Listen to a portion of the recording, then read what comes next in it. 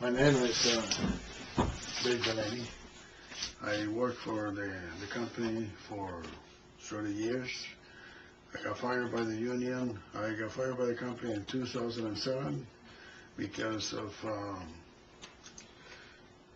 problem with my contract. The union and the company violated my union contract, and at the time I didn't know. The whole thing started when the company asked the employees to go to a meeting. In the meeting, they wanted to discuss the future of Santa Fe.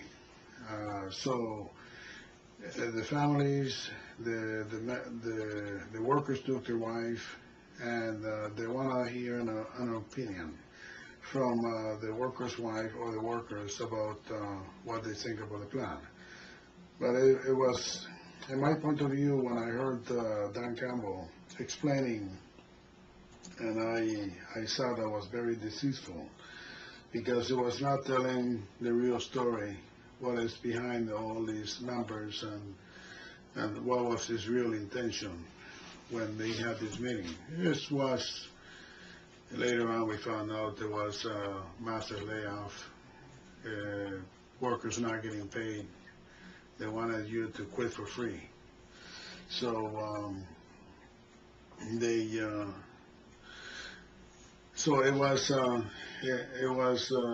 troubling to hear the union members talk about all sorts of issues that have nothing to do with the financial issue of the company. Dan Campbell presented in the board a $5 reduction of cubic meters. I knew that represented a danger to my union contract, but I did not know at the time it was going to be implemented to the contractor. So because 3 months period to the meeting, the contractor was screaming that he's going to pull the pin, quit his operation, and go someplace else. But he found, according to him, he found savings of $3 million in shutting down a mechanical shift. So it was very concerning, because the contractor was at the meeting and the union leadership was at the meeting, and none of them were saying anything. The contractor, when they see these $5 a cubic meter, he should have supposed to be very concerned. Like he was concerned when the company told him that he's going to reduce his cubic meter by $3. But he said nothing. He was quiet. It was just an amazing thing to see. The union leadership was sitting there and did nothing when they saw that on the board, the reduction of $5 a cubic meter. They knew very well that that represented a deadly threat to our union contract. And they did nothing. They say nothing. When I got up and I asked the questions to Bowater to discuss this issue about the $5 a cubic meter and the contractor's financial concern. And because they were talking about numbers, a reduction cost of producing newsprint by $150, reducing cost by $75 for craft. Can you imagine the impact that would have on how they were going to implement these numbers and reduction costs? But I can see now the transportation was nailed. They keep reducing the cost of transporting wood products, and they had this contractor working in shoestrings profits. And the one that survived are the one that continually change their trucks to new trucks to avoid excessive repairs. So that was very disconcerting. The union got up and told me it's enough, sit down, and told the union membership that it was not a financial meeting, it was not a money matter, but an information meeting.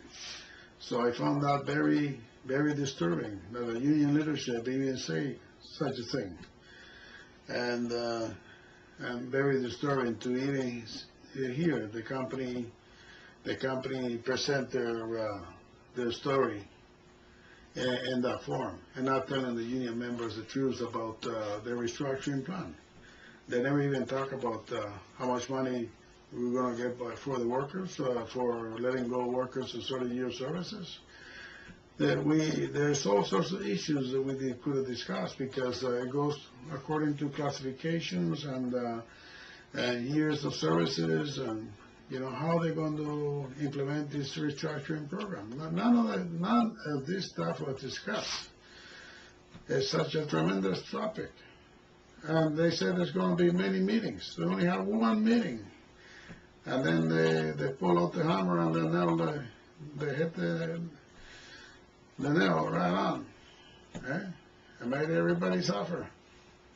So they started with the mail. 160 jobs were lost. Massive layoff. People walked out with no money. What happened to the union? What sort of a deal is this? They made it legal. But that's debatable, because fraud is fraud, even if they do it by vote. It all depends what the union leadership say to the workers in order to terminate their positions, because no one was going to vote to terminate their positions unless they like to. Our union leadership tried to lie to us in the first meeting. They didn't want to answer to the basic questions about the $5 a cubic meter. That one represented $10. The union leadership knew that was, yes, about the minimum wage. The union members were under the belief they're going to reduce,